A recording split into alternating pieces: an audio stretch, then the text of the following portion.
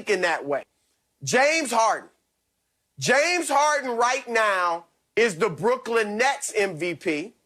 And if they go on a tear, they're already on a tear. If they continue to play this way and really put a ton of distance between themselves and Philadelphia or whoever the second seed is in the East, and they just run through the league in the second half of the season, and Harden plays virtually every game and continues to do what he's doing, he is going to have to merit serious consideration for the MVP because there's nobody in the league playing better. All right, he's orchestrating the offense. He is leading the league in assists. He's still giving you 25 points a night. He's working hard on defense. He's leading the Nets in rebounding, leading them in PR, and his selflessness to move to a different position, to give up 8 to 10 shots a game that he was averaging in Houston and be selfless has spread throughout that lineup. And now they're sharing the ball like never before. Defensively, the other guys are working hard on that end because of Harden's sacrifice. So he's the guy that's going to have to start being named in this MVP race. And I'm not going to hold the way he left Houston against him. It was ugly. I didn't like it. But he did what he had to do to get out of there. Nobody holds it against Anthony Davis and some of these other players that have done that. So Harden's a guy that people should keep in the back of their mind for the time being for MVP. You know, you brought up the equity of having poor performances against Giannis in the playoffs. And I'm glad you brought that up because, again, now if you have to use that thought process, which I firmly agree with you on that, you have to look at Joel Embiid as well as someone who comes up short when it gets to crunch time during the course of a season. So if we're judging Giannis based off of that criteria, coming up short and not being dominant when he needs to be, you have to judge Joel at least probably even more so stringent than you would on Giannis because Giannis at least has the credibility and the build-up equity of already winning the award. So when I hear you talk about Harden, and I did mention Harden very briefly, but when you look at what he's been able to overcome and where he's at right now, and you compare that to what some of these other guys are doing, and obviously the topic being focused in on has LeBron lost the race, I do not think that LeBron has lost the race of being the MVP of this NBA, the league, golly. So, and the reason why I feel as though he's still in it, again, I'm going to just bounce off of it, is the equity play of LeBron James. I do believe it is important that the team continue to find ways to be resilient with all those guys out. But if they can win games, I would say an average LeBron James, above average, just above to average LeBron James, is a league MVP over all the names that we just mentioned because of the built-in equity, because of what we know of LeBron James, and we know what he delivers, we know what he brings to the table. So for him to play at a high enough level and get this team through at a winning clip, I think you have to take a strong look at LeBron. LeVar, you're a big, strong guy. You were in the NFL. You know those old competitions where the strong men would try to tow a truck? Mm-hmm. They put a rope around them. Mm-hmm. LeBron is basically putting the rope around him and towing the Lakers. No Anthony Davis, no Dennis Schroeder. LeBron is that guy towing the entire team around the finish line. And Chris, I know you mentioned Harden, but I want to focus on LeBron for a second. When you look at a player in the league who impacts the game more than anybody else, from setting up the offense, scoring, whether it's getting to the free throw line, improving your three-point shot, it's undeniable that nobody in the NBA impacts a game and a team more than LeBron. Yeah, Luka Doncic and Steph Curry, they're definitely up there, and Harden would probably be my number 2. But when you focus on LeBron and everything he does, you watched that game last night, and it's crazy that this is an old man out there really organizing everything on the court for the Lakers. They got nobody. I mean, seriously, down the stretch, Marc Gasol and Alex Caruso on the floor the entire time? I mean, it's almost laughable how weak this Lakers roster looks when you take away their second and third best players. And Kuzma was hit and miss last night, and Montrezl Harrell was okay for spurts. But this was an entire LeBron performance. Late in the shot clock, fourth quarter, who they got? Well, it's LeBron. And now, LeBron, you know what? I know you're gassed. You've played over 40 minutes for, what, the 5th time in the last couple weeks? Yeah, we need you to go to the free throw line and ice the game. And we need you to chase Russell Westbrook at the very end of the game and get a stop. Like, at some point, Chris, we need to understand the totality of what LeBron's doing and how he impacts the game. And I know we've been saying this for 15 years and a lot of people are tired of it, but it's incredible that he's still doing it at such a high level.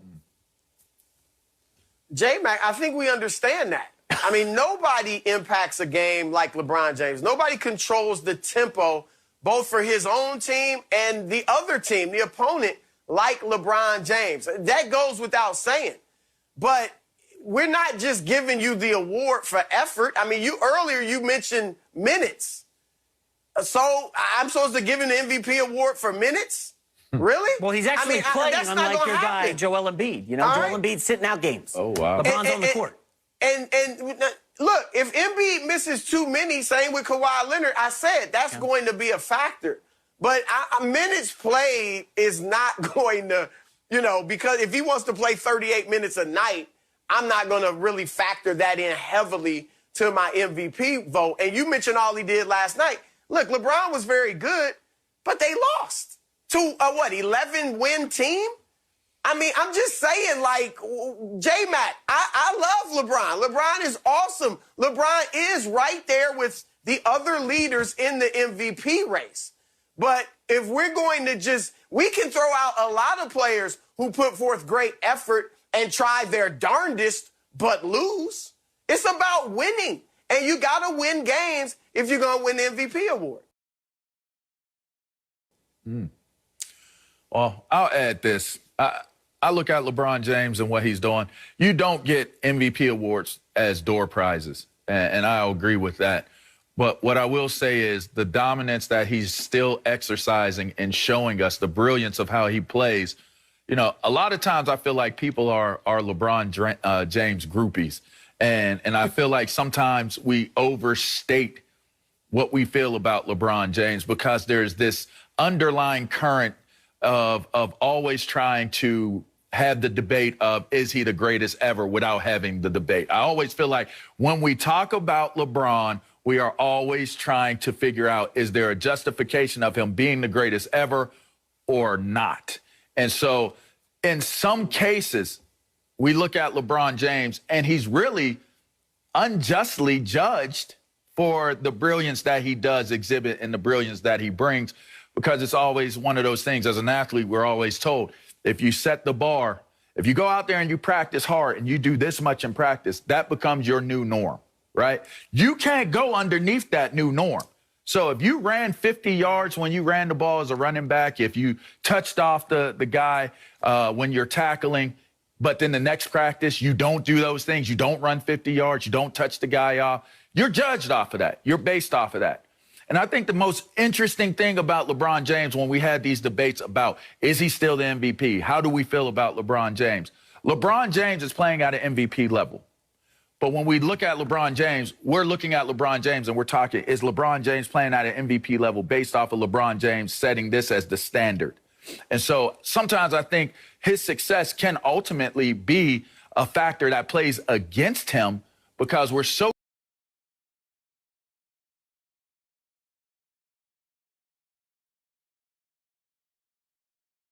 used to seeing a dominant LeBron James. And when we've seen those MVP years, you see such a dominant guy that if he doesn't live up to that type of expectation, are we basing what we feel about LeBron James off of what we've seen from him? Or are we basing LeBron James off of what he's doing and how that compares to the other players in this league? And I think that that's sometimes the hardest differentiator when you're having conversations about LeBron, J-Mac. I mean, the other reason, Chris, I bring up minutes is because you remember 2 years ago when LeBron got to L.A. He's playing with Lonzo Ball and Brandon Ingram, and LeBron tried to do everything, and he really pushed the minutes heavily. And he got injured, okay? If that happens again, you could just forget about the season. The Lakers are toast. And that's why the minutes to me and the games played are important. Because the last time he tried this, when he had no supporting cast, he broke down. And we like to talk about LeBron as an Iron Man, a hero. You know, he is all those things. But I think you said it best yesterday, Father Time undefeated.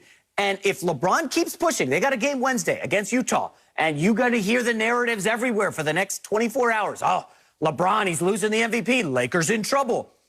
LeBron's going to go push hard against a Utah team that's better than the Lakers at full strength. They're at full strength, obviously. Utah, I believe, has the best record in the league, Chris, okay? They just got beat up by the Clippers out here. They hit 28 three-pointers last night, a franchise record against LaMelo Ball and company. The Jazz are going to come out and try to put it to the Lakers.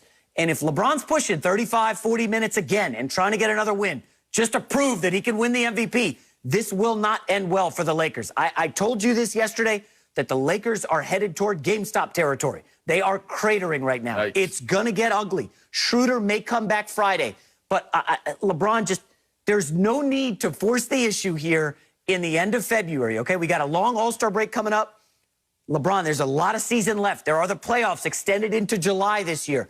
I don't think he needs to force the issue Wednesday in Utah. I mean, Chris, are you going to say Utah is now a must-win game for the Lakers to end the skid and LeBron should play 40 minutes, damn the future, get that win on Wednesday? Get the win, but not First, the the future. Lakers are going to lose, all right?